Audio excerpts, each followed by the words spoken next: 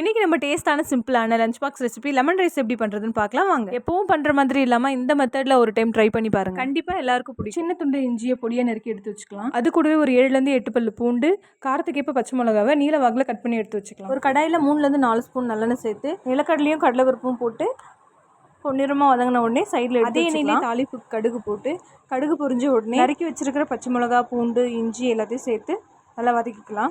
ஒரு நிமிஷம் சிம்லேயே வச்சு நல்லா வதக்கிக்கோங்க. கூடவே மஞ்சள் பொடி, பெருங்காய பொடி கொஞ்சம் சேர்த்துட்டு அது கூடவே கருவேப்பிலை, கொத்தமல்லி போட்டு லைட்டாக நல்லா வதக்குங்க. சாதத்துக்கு தேவையான அளவுக்கு உப்பு சேர்த்துக்கலாம். நான் வந்து ஒரு 2 லெமன் எடுத்துக்கிறேன். இதையெல்லாம் நீக்கிட்டு சாறு பிழிஞ்சு ஊற்றிக்கோங்க. எக்காரணத்தை கொண்டும் இதில் தண்ணி சேர்க்கவே கூடாது, இல்லைன்னா அதோட டேஸ்ட்டே மாறிடும். இந்த சாரை கொதிக்க வைக்கக்கூடாது. லைட்டாக பபிள்ஸ் வரும்போதே ஸ்டவ் ஆஃப் பண்ணிக்கோங்க. ஆற வச்சு சாதத்தில் தனியாக எடுத்து வச்சு நிலக்கடலையும் கடலைப்பருப்பு அந்த சாரையும் சேர்த்து நல்லா கலந்துக்கோங்க. நிறைய பேர் பண்ணுற தப்பு இதுதான். சாரை ரொம்ப நேரம் கொதிக்க வச்சிங்கன்னா கசக்க ஆரம்பிக்கும். சாதத்துக்கு தேவையான அளவுக்கு உப்பு சேர்த்துட்டு நல்லா கிளறி எடுத்துக்கலாம்.